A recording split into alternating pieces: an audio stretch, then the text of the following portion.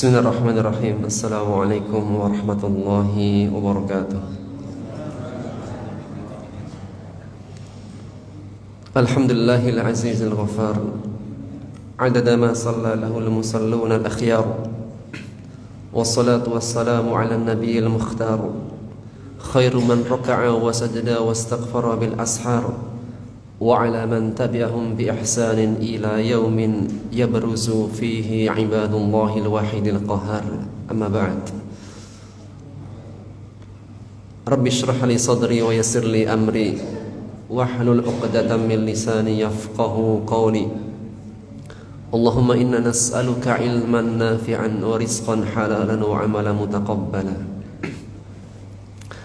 Alhamdulillah, segala puji bagi Allah yang memberikan taufik dan inayahnya kepada kita semuanya sehingga kita bisa menjalankan salat subuh secara berjamaah dan kita lanjutkan dengan bermajelis bersama untuk kita mempelajari warisan para nabi dan rasul, baik berupa Al-Quran maupun sunnah-sunnah para nabinya. Kita akan lanjutkan materi kita di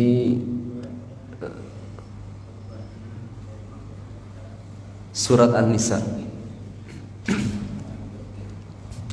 Surat An-Nisa yang artinya adalah para wanita-wanita. Dan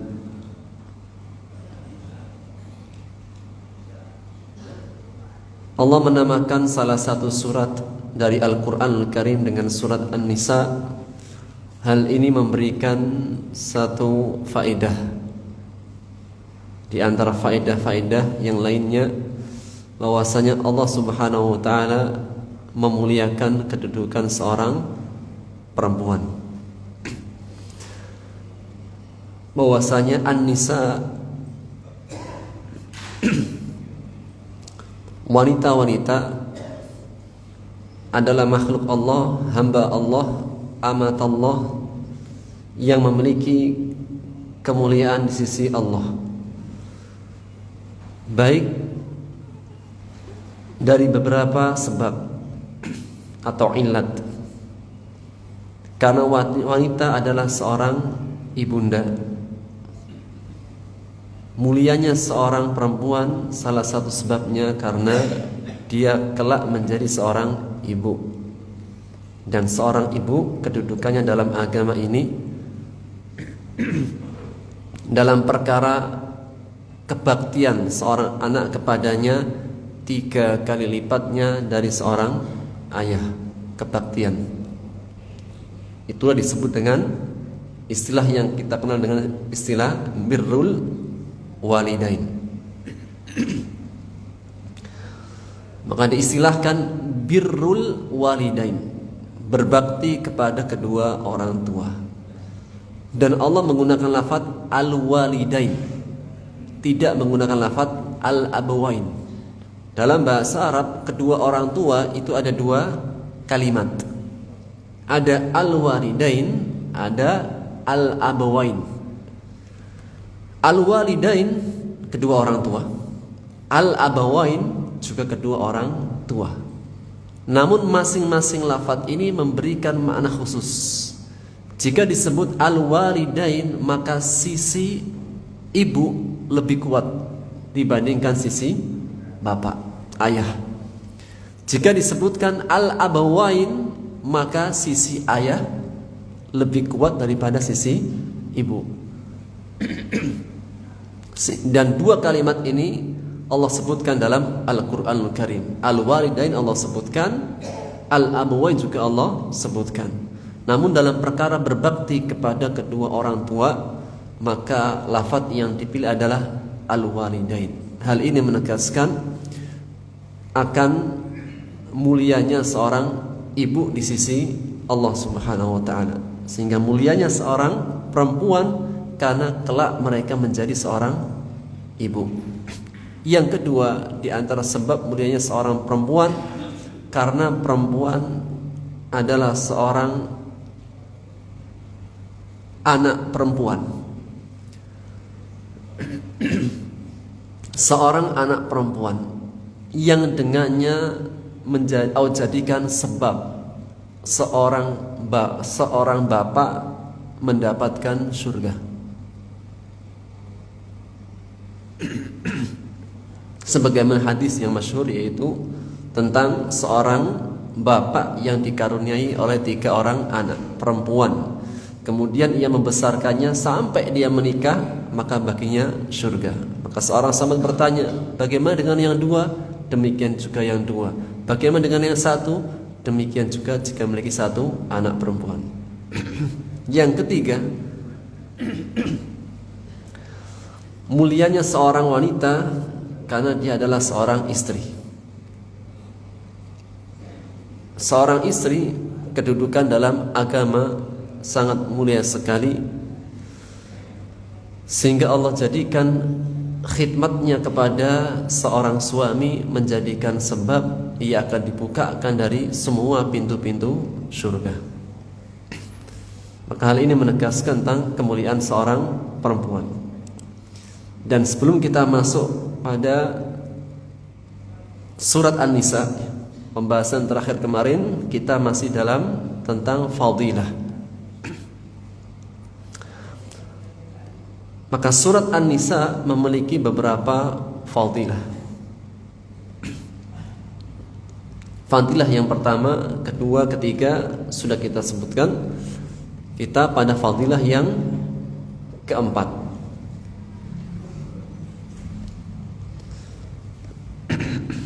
Surat An-Nisa memiliki beberapa fadilah. Fadilah yang keempat, sebagaimana hadis yang diriwayatkan oleh At-Tabrani dan Al-Hakim. Yang hadis ini dari sahabat yang mulia Abdullah ibnu Mas'ud radhiyallahu anhu. Ia mengatakan,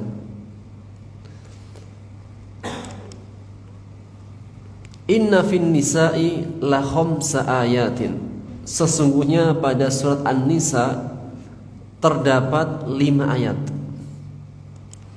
Ma yasurruni bihinna dunya wa ma fiha.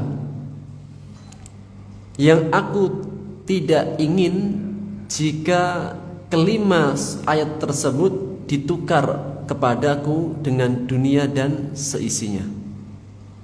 Maksudnya bahwasanya 5 ayat ini lebih istimewa, lebih aku cintai menurut Abdullah ibnu Mas'ud daripada dunia dan seisinya. Hal ini juga menegaskan betapa para sahabat salafun saleh sangat memuliakan Al-Quran. Al-Quran menjadi bagian yang paling istimewa dalam kehidupannya. Wa qad alimtu annal ulama idza marru biha ya'rifunaha.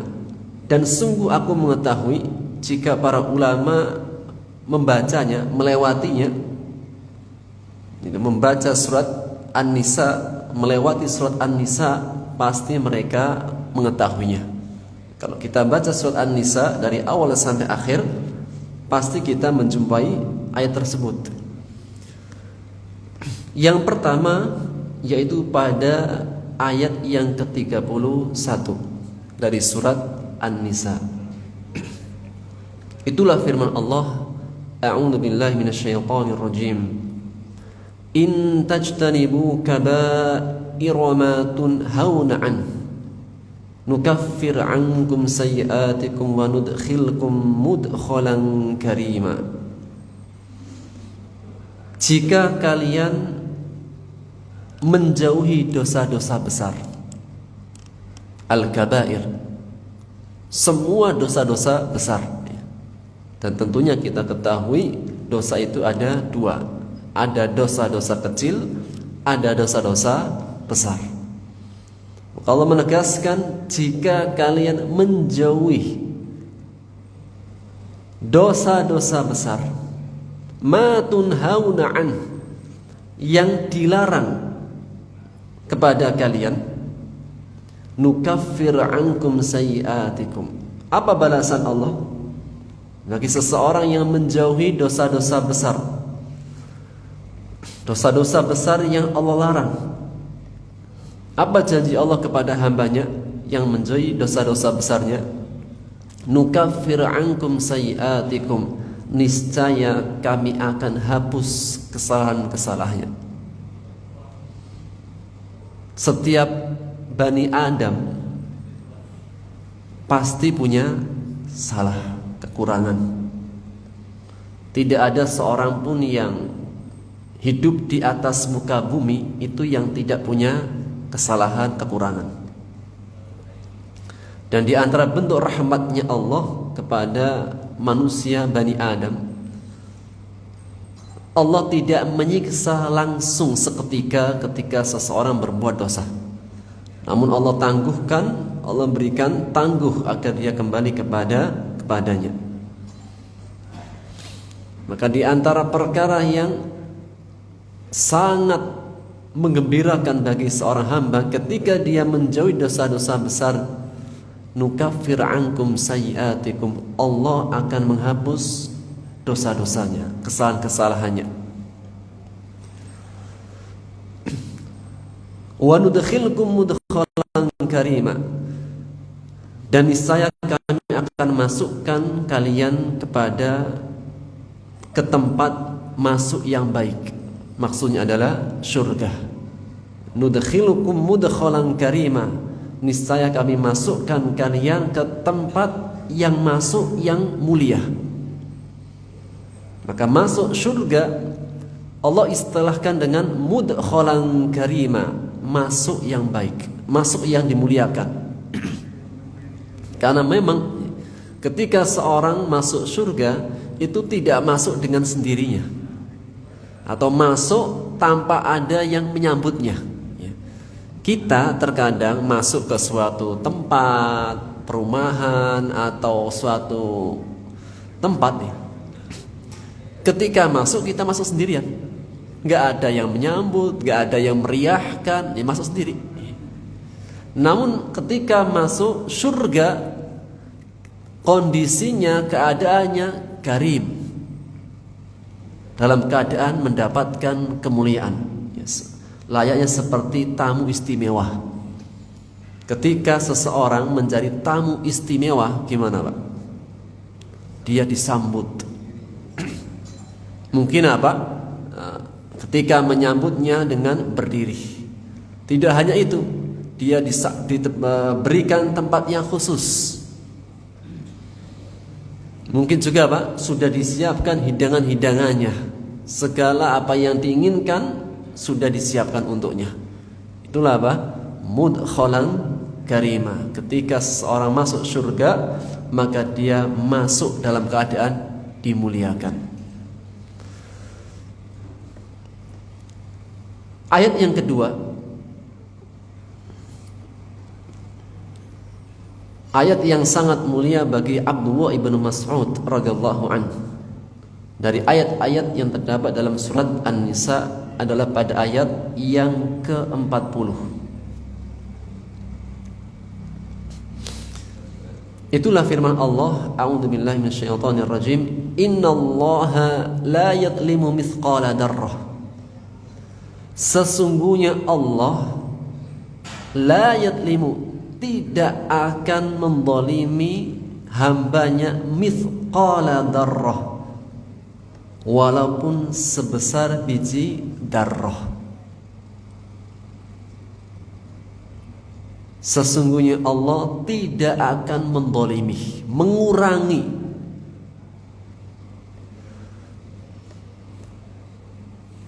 amalan seorang hamba, tidak akan menyakiti, mendolimi seorang hamba mithqala dzarrah, walaupun sebesar biji darrah. Dan makna darrah, kalau terjemahan dulu zarrah itu ada zarrah biji sawi. Dan makna darrah adalah partikel yang paling kecil. Kalau partikel yang paling kecil saat ini adalah atom, atau mungkin ada yang lain. Dan makna dzarrah juga adalah bayi semut yang baru menetas. Pernah melihat semut, Pak ya? Telurnya semut. Jika ada semut kemudian menetaskan telurnya, maka semut yang kecil yang baru menetas itulah dzarrah. Hal ini menegaskan sekecil apapun Allah tidak akan menzalimi hambanya.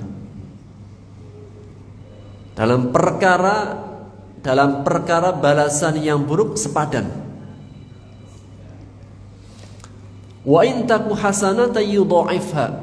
Namun jika ada kebaikan itu mendapatkan balasannya berkali lipat. Wa yu'ti min ladunhu ajran 'azima. Allah akan berikan dari sisinya pahala yang besar.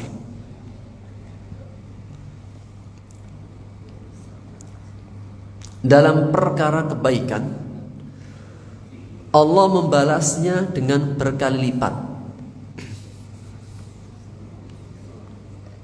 Dalam perkara keburukan Allah tidak akan menjadikan berkali lipat. Dan Allah nggak akan mungkin berbuat zalim kepada hambanya. Karena ketika Allah bermuamalah dengan hambanya, semua muamalah Allah kepada hambanya ala asasi rahmah, atas dasar rahmat.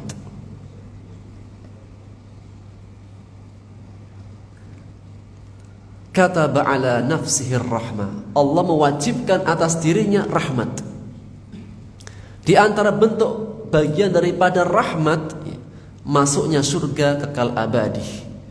Kebaikan yang dilakukan oleh seorang hamba ada pahalanya. Seandainya manusia yang berbuat baik tidak dikasih pahala, cukup tidak? Ada seseorang sedekah kemudian apa? Nggak ada pahalanya. Cukup dengan kenikmatan yang Allah telah berikan. Nah, seandainya seseorang itu berbuat baik tidak ada pahalanya, itu sudah cukup. Kebaikan Allah dibandingkan dengan kebaikan manusia itu tidak akan ada bandingannya. Seandainya Allah tidak memberikan pahala, itu sudah cukup bagi manusia. Untuk dia menjadi orang baik itu ya kebaikan. Namun Allah melazimkan pada dirinya untuk memberikan pahala. Seperti apa kasih sayangnya Allah. Dan tidak hanya memberikan pahala, pahalanya berkali lipat. Seperti apa kasih sayangnya Allah kepada hambanya. Oleh karenanya berkata Ibnu Qayyim rahimahullahu ta'ala, seandainya manusia hamba Allah mengenali Allah dengan nama-namanya yang indah, sifat-sifatnya yang mulia, semua perbuatan Allah kepadanya, dia pasti mencintai mau tidak mau.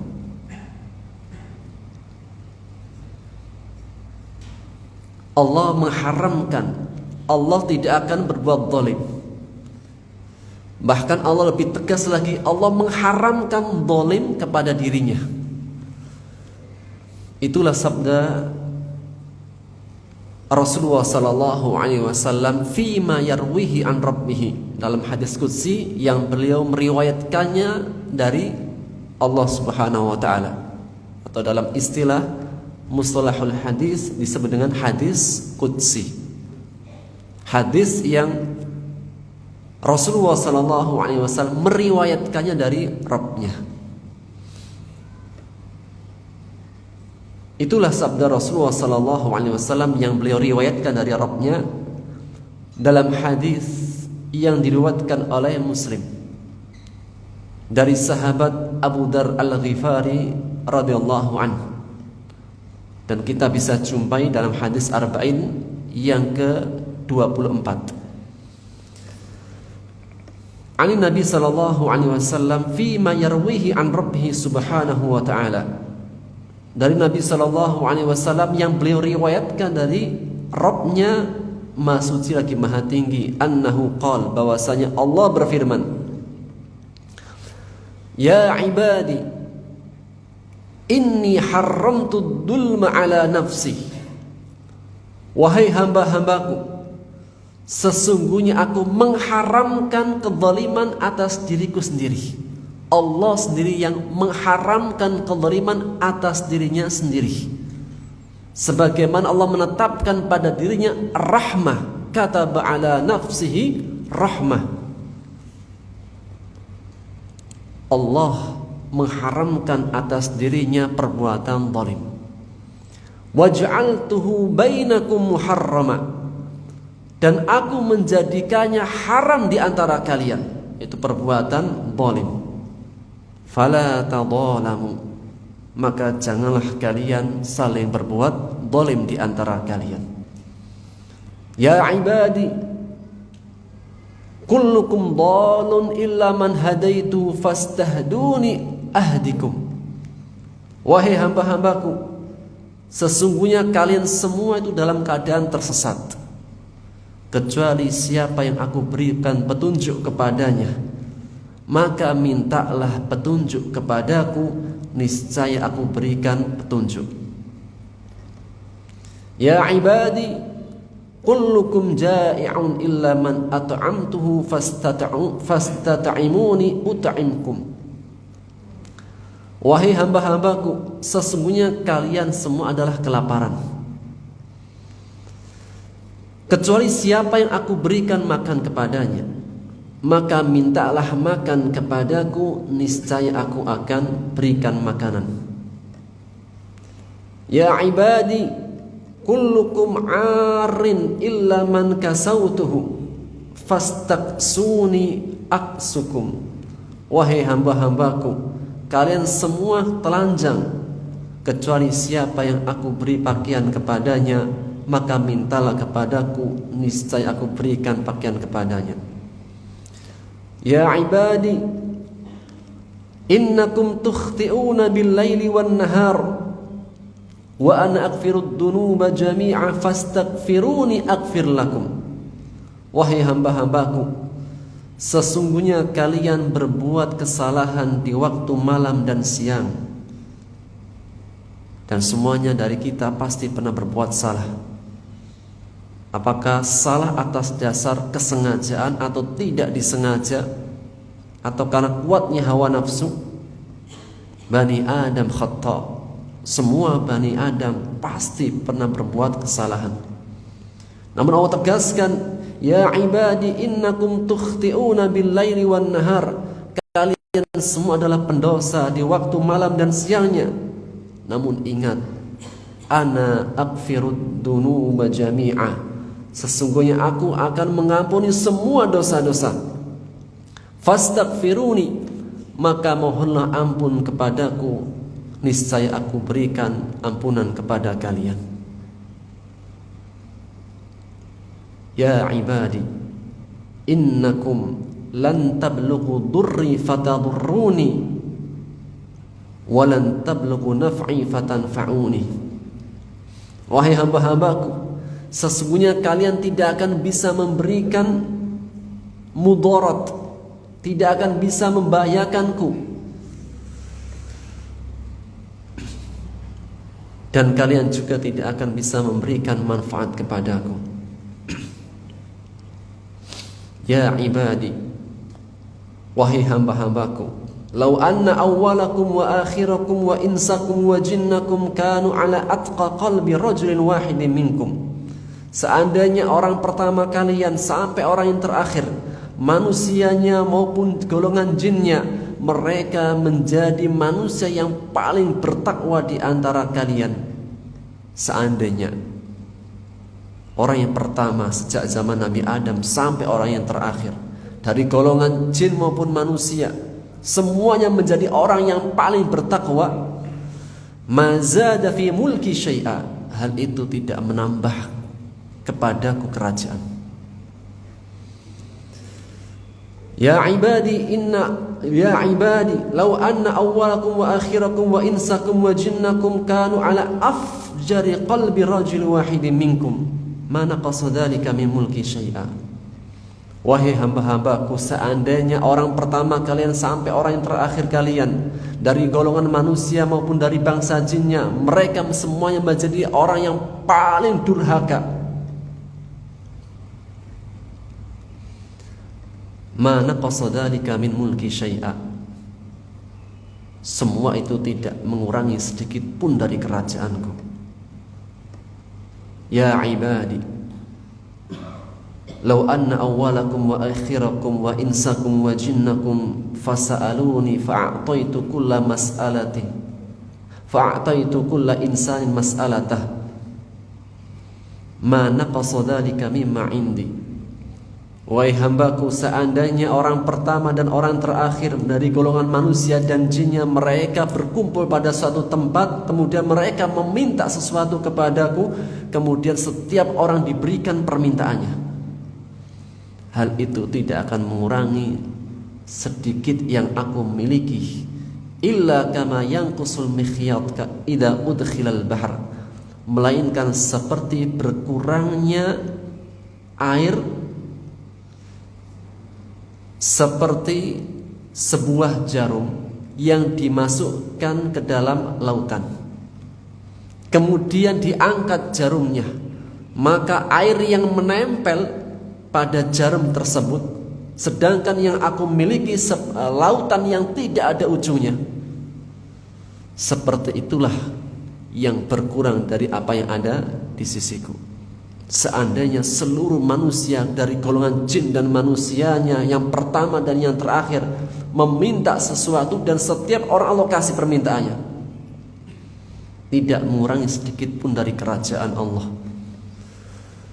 melainkan seperti berkurangnya air lautan yang tak berujung tak bertepi ketika jarum dimasukkan ke dalamnya kemudian diangkat yang menempel dari air tersebut pada jarum yang dikeluarkan. Ya ibadi innama hiya a'malukum, wahai hamba-hambaku, sesungguhnya itulah amalan-amalan kalian yang aku akan simpan. Tsumma uwaffikum iyyaha, kemudian aku akan berikan balasan yang sempurna padanya. Faman wajada khairan falyahmadillah, maka barang siapa yang kelak nanti di akhirat mendapatkan kebaikan, falyahmadillah, maka hendaknya dia memuji Allah. Ketika kita kelak nanti kembali kepada akhirat, kita mendapatkan surga, kemudian kita dijauhkan dari api neraka, kita mendapatkan semua karunia Allah di akhirat, falyahmadillah, maka hendaknya dia memuji Allah. Wa man wajada ghairu dzalik fala yalumanna illa nafsah, maka barang siapa yang mendapati selain itu, berarti tidak mendapatkan surga, tidak mendapatkan rahmat karunia Allah di akhirat, tidak mendapatkan kenikmatan-kenikmatan di surga, fala yalumanna illa nafsah, maka janganlah dia mencela melainkan kepada dirinya sendiri. Menunjukkan Allah sudah banyak memberikan rahmat di dunia dan di akhirat. Menunjukkan dari hadis ini juga Allah Subhanahu wa taala maha kaya, yang seandainya manusia tidak ada yang mau beribadah, tidak ada yang mau melakukan ketaatan, Allah sudah kaya dengan pujian-pujian, dengan ketaatan-ketaatan dari makhluk yang lain. Di antaranya makhluk-makhluk Allah yang Allah ciptakan untuk berbuat ketaatan kepadanya, dan tidak ada yang durhaka, malaikat. Bahkan disebutkan dalam hadis riwayat Ahmad dari sahabat Anas bin Malik, Rasulullah SAW bersabda dalam peristiwa Isra Mi'raj, ketika di langit yang ketujuh, dan kita ketahui bahwasanya langit ada 7 lapis langit, sab'an shidada, 7 lapis langit yang sangat kuat dan kokoh. Maka di atas 7 langit ada namanya Al-Baitul Ma'mur, rumah Allah yang senantiasa dihidupkan, yang senantiasa diramaikan dengan pujian-pujian, ketaatan-ketaatan. Yang Al-Baitul Ma'mur jika ditarik lurus maka dia itu sejajar dengan Ka'bah yang ada di muka bumi. Maka di muka bumi ada Ka'bah, Baitullah Al-Haram, rumah Allah yang dimuliakan. Maka di langit ketujuh pun ada namanya Al-Baitul Ma'mur, yang Rasulullah SAW bersabda, yadkhuluhu kulla yaumin sab'una alfa malakin thumma la ya'uduna ilaih. Setiap hari ada 70.000 malaikat yang tawaf, yang masuk dan tidak kembali. Sejak pertama kalinya sampai waktu yang tidak ada yang tahu kecuali Allah. Setiap hari di Baitul Ma'mur Allah ciptakan malaikat-malaikat yang tawaf, yang masuk ke dalamnya dan tidak keluar. Setiap hari 70.000 malaikat yang masuk ke Baitul Ma'mur melakukan ketaatan sebagai manusia melakukan ketaatan di Ka'bah Baitullahul Haram. Namun bedanya kalau kita datang ke Ka'bah, datang ke Mekah, datang ke Ka'bah untuk ziarah, untuk tawaf dan haji, pulang atau tidak pulang? Pulang ya. Masuk, keluar lagi. Namun di Baitul Ma'mur setiap hari 70.000 malaikat. Setiap hari. Rombongannya apa?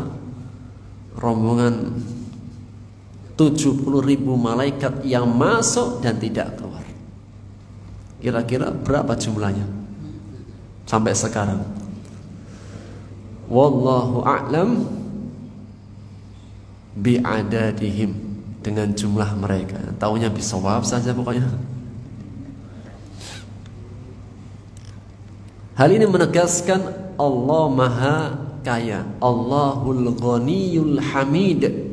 Allah itu Maha Kaya. Tidak hanya Maha Kaya, Maha terpuji. Seandainya manusia dan jin tidak melakukan ketaatan kepada Allah, semuanya menjadi makhluk yang paling durhaka di antara mereka. Hal itu tidak akan mengurangi sedikit pun kerajaan Allah. Namun justru yang membutuhkan Allah, menginginkan kebaikan Allah, menginginkan rahmat darinya adalah kita semuanya. Dan itulah diantara makna As-Samad, Allahus Samad, Allah tempat bergantung. Allah tidak butuh pada manusia, semua hambanya bergantung membutuhkan Allah. Kembali kepada hadis yang awal. Kata Abdullah ibnu Mas'ud, 5 ayat yang ada dalam surat An-Nisa yang kalau ditukar dengan dunia dan seisinya gak sebanding. 5 ayat tersebut lebih aku cintai daripada dunia dan seisinya. Ayat yang ketiga di ayat 48.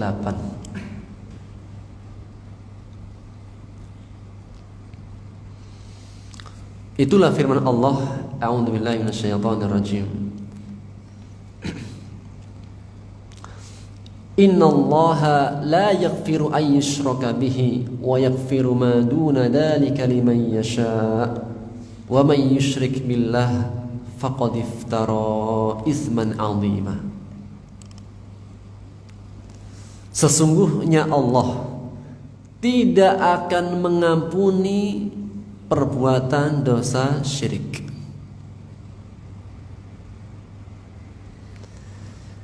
Allah tidak akan mengampuni dosa karena perbuatan syirik, mempersekutukan Allah, menduakan Allah. Wa yaghfiru ma duna dzalika liman yasha, dan Allah mengampuni dosa-dosa yang selain syirik. Liman yasha, kepada siapa yang Allah kehendaki. Allah tidak akan mengampuni dosa syirik, dosa yang paling besar di mata Allah, karena belum tentu di mata manusia. Di mata Allah, dosa yang paling besar adalah dosa syirik. Ketika seorang hamba menduakan Allah,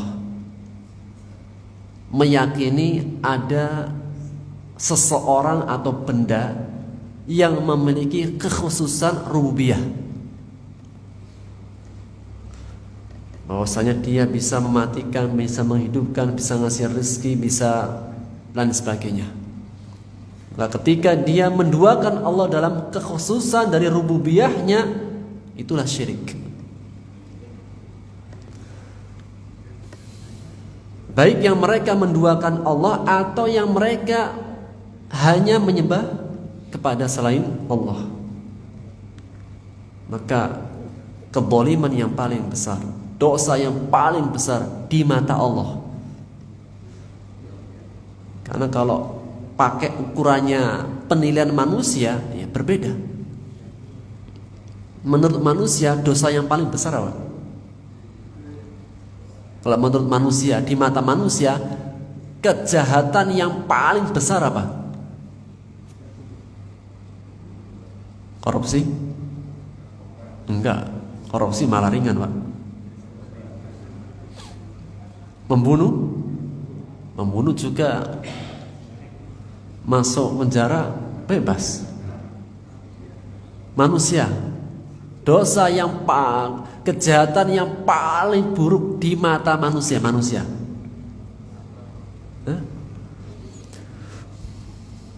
Kayaknya nggak ada yang buruk di mata manusia. Mau bilang korupsi juga ringan, mau bilang membunuh juga bentar masuk penjaranya itu.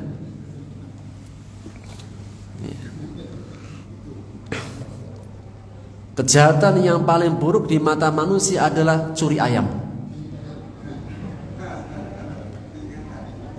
Curi ayam ketahuan, Pak, satu kampung gebukin, mati. Ini apa? Penilaian mata manusia. Namun kezaliman yang paling besar, paling buruk, paling jahat, paling pokoknya adalah dosa syirik. Sehingga seorang mukmin ketika melihat dosa harus melihat dengan penilaian kacamata Allah.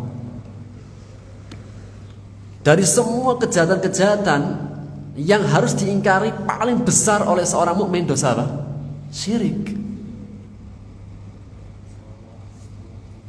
Kalau pakai kacamata penilaian Allah. Yang lainnya iya, namun apa? Ini yang paling berbahaya. Jangan kebalik, yang dosa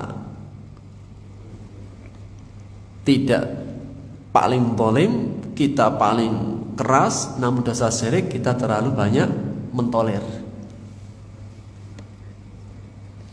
Kenapa? Karena dosa syirik adalah dosa satu-satunya Allah tidak akan mengampuni.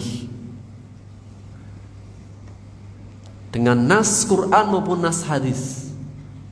Rasulullah SAW bersabda dalam hadis riwayat Muslim dari sahabat Abu Hurairah, sab'al mubiqat, 7 dosa yang membinasakan. Ada 7 dosa-dosa besar banyak, namun 7 dosa besar yang membinasakan. Pertama adalah asyirku billah, syirik. Lalu sihir, baru membunuh jiwa. Namun urutan yang paling pertama dan utama adalah syirik.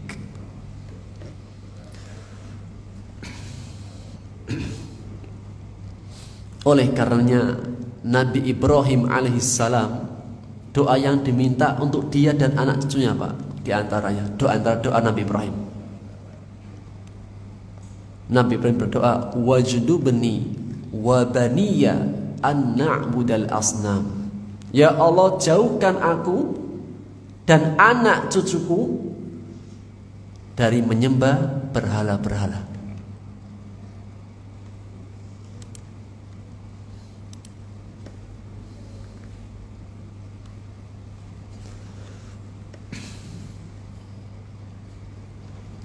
Baik. Ayat yang keempat dari surat An-Nisa, ayat yang kalau tidak bisa ditukar dengan dunia dan seisinya, menurut Abdullah ibnu Mas'ud radhiyallahu anhu, yaitu pada ayat yang ke 64.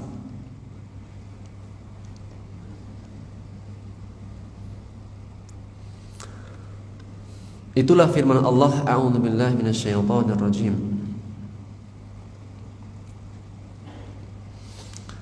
Wa ma arsalna mir rasulin illa liyuta'a biidznillah.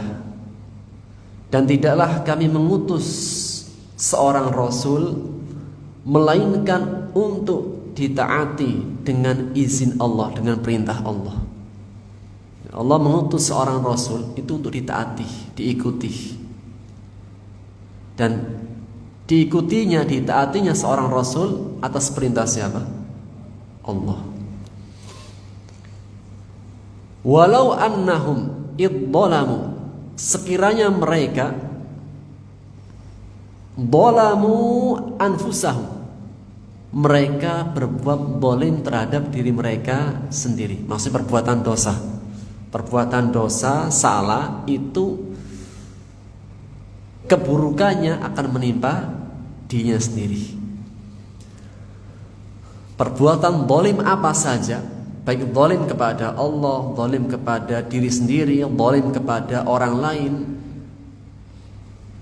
hukumannya akan kembali kepada dirinya sendiri. Karena semua perbuatan zalim Allah sebutkan kezaliman pada diri sendiri. Maka ketika mereka berbuat kezaliman terhadap diri mereka sendiri, ja'uka, kemudian mereka datang kepadamu, yaitu kepada Rasulullah. Fastaghfarullaha, lalu mereka memohon ampun kepada Allah. Datang kepada Rasulullah, memohon ampun kepada Allah. Wastaghfara lahumur rasul, dan Rasul yang akan memohonkan ampun untuk mereka. Lawajadullaha tawwabar rahima, sungguh pasti mereka akan mendapati Allah Maha penerima taubat dan Allah Maha sayang.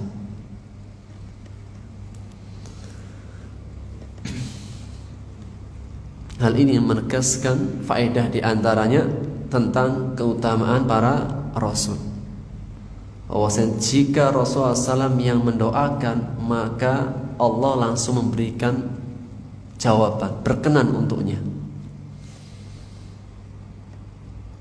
Dan Allah Subhanahu wa taala Tawwabar Rahimah, Maha penerima taubat dan langsung sayang. Dan ini sering kita sebutkan berulang kali. Allah sering menggabungkan Tawwabar Rahimah atau Ghafurur Rahim. Kenapa? Karena jika seorang hamba mohon ampun kepada Allah, Allah langsung akan berikan ampun. Dan ketika memberikan ampun, Allah maafkan dosa-dosanya, Allah gak biarkan, namun juga di saat yang sama Allah langsung menyayangi. Itulah bedanya kasih sayang Allah dengan kasih sayang manusia. Ketika manusia minta maaf orang yang dizalimi, dia bisa memberikan maaf. Namun menyayangi seperti dahulu kala terkadang butuh waktu, atau gak bisa. Sudah selesai, saya maafkan, tapi apa? Sudah sampai sini saja, sudah cukup. Udah gak mau lagi, sudah. kita berpisah di sini.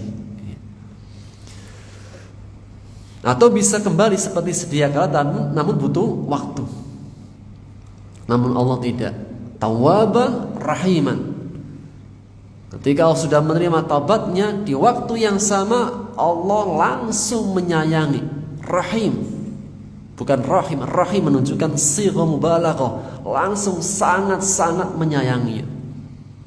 Bahkan Allah lebih sayang daripada, Allah lebih gembira, Allah lebih sayang, melebihi sayangnya seorang ibu kepada anaknya, melebihi kegembiraan seorang hamba ketika mendapatkan barang-barangnya yang hilang lagi di tengah padang pasir. Allah lebih gembira dengan taubatnya seorang hamba, melebihi kegembiraan seorang hamba ketika mendapatkan barang-barangnya kembali lagi di tengah padang pasir. Allah lebih sayang kepada hambanya melebihi kasih sayang seorang ibu kepada anaknya sendiri, anak bayinya.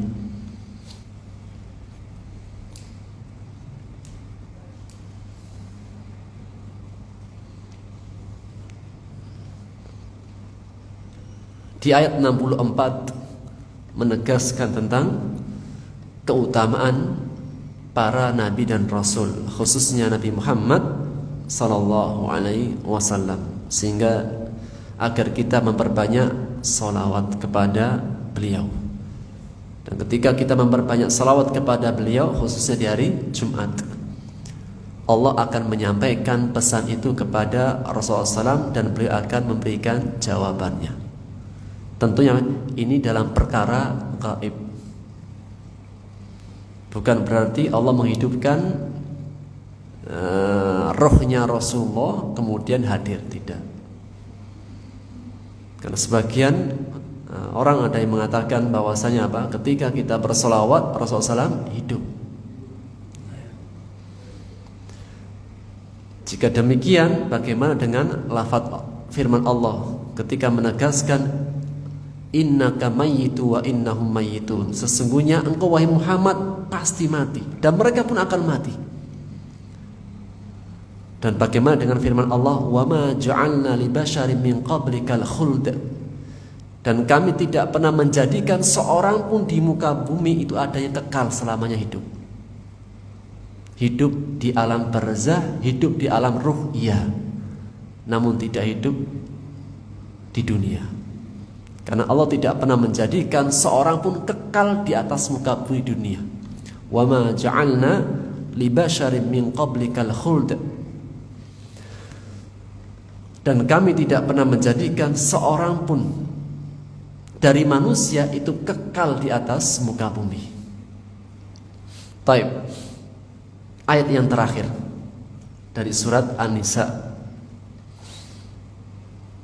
Itulah firman Allah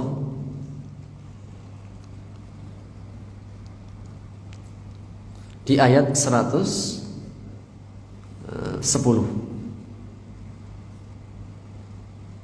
Allah menegaskan, a'udzu billahi minasyaitonir rajim. Wa may ya'mal su'an aw yadlimu nafsah, dan barang siapa yang melakukan kejahatan, berbuat keburukan kepada orang lain atau kepada hak Allah, aw yadlim nafsahu, atau berbuat zalim terhadap dirinya sendiri, thumma yastaghfirillah, kemudian memohon ampun kepada Allah. Tentunya apa? Berbuat zalim terhadap dirinya sendiri, terhadap hak Allah. Kalau terhadap hak manusia, dia harus minta maaf dan mengembalikan kezalimannya. Jika dia pernah mencuri, maka kembalikan barang curiannya. Jika dia berbuat salah, maka dia harus minta maaf. Namun terhadap hak Allah, datang kepada Allah, yastaghfirillah, mohon ampun kepada Allah, yajidillaha ghafurur rahima, niscaya dia mendapati Allah maha pengampun lagi maha penyayangi. Dan tadi ya, seperti di awal ya, banyak dalam Al-Qur'anul Karim Allah sandingkan Tawwaban, setelahnya Rahim. atau Ghafurun Rahim. Inilah 5 ayat yang terdapat dalam surat An-Nisa yang berkata Abdullah ibn Mas'ud radhiyallahu an, 5 ayat ini lebih mulia ya, yang aku tidak suka jika ditukar dengan dunia dan seisinya. Fadilah yang kelima sebagai penutup.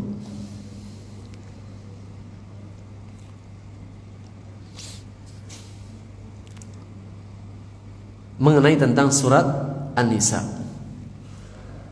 Surat An-Nisa adalah surat di antara surat-surat yang dibaca Rasulullah sallallahu alaihi wasallam di salat malam. Salat malam, Pak. Bacanya surat An-Nisa. Berapa ayat surat An-Nisa?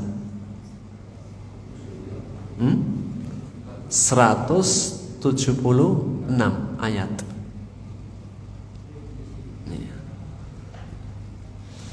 Sebagaimana hadis yang diriwayatkan oleh Muslim dari sahabat Hudzaifah ibnul Yaman. Dan Hudzaifah ibnul Yaman adalah sahabat Rasulullah SAW yang paling dekat di antara sahabat-sahabat yang dekat. Salah satunya adalah Hudzaifah ibnul Yaman. Dan dia mendapatkan gelar Sirrun Nabi. Sirrun Nabi, rahasia Nabi. Jadi, semua rahasia-rahasia Nabi itu ada pada sahabat Hudzaifah ibnul Yaman.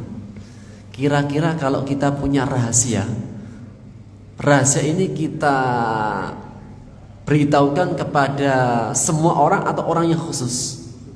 Khusus, orang yang paling khusus, asisten khusus. Maka Sirrun Nabi, pemegang kunci rahasia-rahasia Rasulullah adalah Hudzaifah ibnu Yaman. Sampai Umar ibn Khattab pun gak dikasih. Maka hadis ini diriwayatkan oleh Hudzaifah ibnu Yaman. Ia mengatakan, "Shallaitu ma'an Nabi sallallahu alaihi wasallam." Suatu ketika aku salat malam bersama Nabi sallallahu alaihi wasallam data lailah, pada suatu malam. Salat malam salat apa? Salat malam qiyamul lail, tahajud. Qiyamul lail, tahajud. Dan qiyamul lail menjadi wajib bagi Rasulullah SAW. Namun kepada umat menjadi sunnah. Di awal-awalnya qiyamul lail wajib sebelum salat 5 waktu. Dan itu berjalan setahun kepada para sahabat.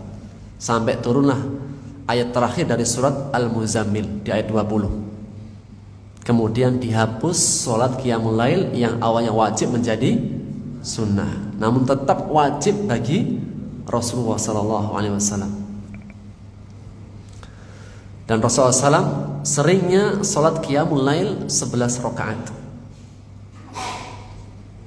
Namun jika beliau sakit atau mungkin tertidur sehingga malamnya tidak qiyamul lail, beliau mengqadha'nya menjadi 12. Jadi qiyamul lail itu ganjil rakaatnya 11. Namun jika beliau mengqadha' di siang hari maka digenapkan. Dan ini menjadi qadha' qiyamul lail di siang hari dengan menggenapkan. Jadi kalau misalnya witirnya biasanya 3, jika diqadha' di siang hari menjadi 4. Jika dia biasa witir 5, jika dia mengqadha'nya di siang hari 6. Jika dia biasa witir 7 rakaat, maka dia jika mengqadha'nya siang hari 8. Jika 11, 12.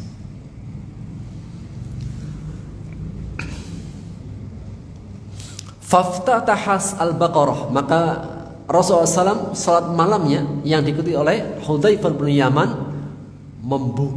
memulai dengan surat Al-Baqarah. Panjang dibaca Dan Rasulullah SAW membaca Qur'annya dengan tartil. Tartil dengan pelan-pelan. Apa tujuan tartil? Agar bisa mentadaburi. Karena seseorang ketika membaca Quran cepat-cepat, bisa gak dia merenungkan? Nggak bisa. Seperti kita ketika bawa motor, kita bawa motor ngebut, kira-kira tahu gak kita kanan kiri ada jualan apa? Nggak tahu. Namun kalau kita bawa motor santai, kita bisa lihat, oh samping sana ada jualan buah, sana ada jualan sate, sana ada jualan. Akhirnya kita tahu. Jadi kalau bacanya pelan-pelan dengan tartil, itu bisa menghadirkan tadabbur. Beliau membuka qiyamul lail dengan surat Al-Baqarah. Faqultu, maka Hudzaifah ibn Yaman mengatakan, kok panjang ya, kok lama? Yarka'in dalam ya. Ini kok lama, satu rakaat itu lama. Maka berkata Hudzaifah ibn dalam hatinya, insyaallah Pak, nanti kalau sudah nyampe 100 ayat akan rukuk. Ternyata ketika sampai ayat yang ke-100, madhah, masih dilanjutkan. Kemudian aku berkata, ini mungkin apa? 200 akan rukuk. 200 lanjut. Al-Baqarah berapa? 286 ayat. Ternyata apa? Tidak berhenti juga, lanjut sampai selesai. Aku mengatakan dalam hatiku, mungkin apa? Habis ini akan rukuk. Ternyata apa? Iftataha Ali Imran, membuka lanjut dengan surat Ali Imran. Kemudian apa? Setelahnya dibuka lagi dengan surat An-Nisa. Berapa lama Pak? Kira-kira kalau imamnya gitu kan, membaca Al-Baqarah salat tarawih pertama gimana? Pak DKM paling protes. Yaqra'uhu mutarassilan, Rasulullah membacanya dengan tadi tartil. Karena bacaan tartil itu lebih bisa mendatangkan renungan tadabbur. Gimana Pak? Berapa? Masya Allah, itulah Rasulullah Sallallahu Alaihi Wasallam. Salat malamnya surat Al-Baqarah, Ali Imran, An-Nisa. Itu baru satu rakaat. Sampai Aisyah berkata, ya Rasulullah, kenapa engkau salat malam begitu panjang? Sampai apa? Kakimu bengkak. Sedangkan engkau sudah mendapatkan ampunan semua dosa-dosa. Semua dosa sudah diampuni. Yang dulu dan akan datang sudah diampuni. Dan sudah dijamin masuk surga. Kira-kira Pak, kita nih kalau dikasih jaminan surga, udah Pak Fulan, surga sudah pasti mendapatkan jaminan. Semua dosa sudah diampuni. Terserah mau melakukan apa. Kira-kira semakin semangat ke masjid, semakin santai. Kenapa nggak ke masjid Pak? Oh, sudah ada jaminannya surga. Bapak saja yang lebih rajin ya, biar kayak saya. Namun Rasulullah tidak. Mendapatkan jaminan surga, dosa-dosanya yang lalu dan akan datang pasti sudah diampuni, mendapatkan jaminan dengan surat Al-Fatah. Justru ketaatannya ditambah.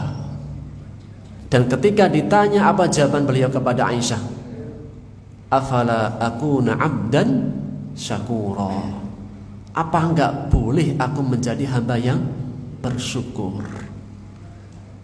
Dan puncak ibadah adalah ibadahnya ahli syukur, ibadah yang merdeka. Ibadah yang merdeka, ahli syukur. Ibadah yang paling tertinggi, puncak adalah ahli syukur. Di antara manusia ada yang ibadahnya masih ibadah tingkatan para pembisnis, dagang. Orang kalau dagang gimana? Nah, saya kalau jual ini dapat untung berapa? Saya kalau sholat subuh dapat apa? Oh, dapat dunia seisinya, baru semangat. Saya kalau umroh dapat apa? Saya kalau haji dapat apa? Ini masih apa? Ibadah tukang dagang. Ya boleh gak? Ya boleh saja, sah saja, tidak ada larangan. Ada di antara manusia yang masih tingkatan yang kedua, yaitu ibadahnya karyawan. Kenapa? Takut. Kenapa kamu datang on time? Takut di SP, takut dikurangi gajinya, masih takut. Andai kata tidak ada hukuman mungkin terlambat. Namun ibadah yang paling tinggi adalah ibadah ahli syukur, ibadahnya ahrar, ibadahnya orang-orang yang merdeka, sebagai bentuk al-wafa, yaitu berbalas kebaikan atas nikmat yang sangat besar yang Allah telah curahkan. Demikian wallahu taala alam bisawab.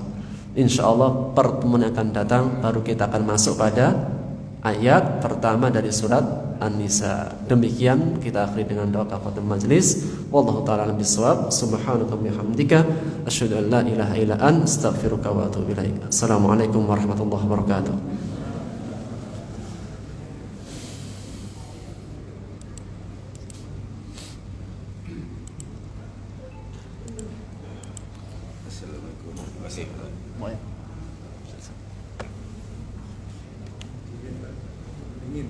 Beringin. Iya. Alhamdulillah Pak. Saya pesan buku sudah 31. ternyata Pak, saya itu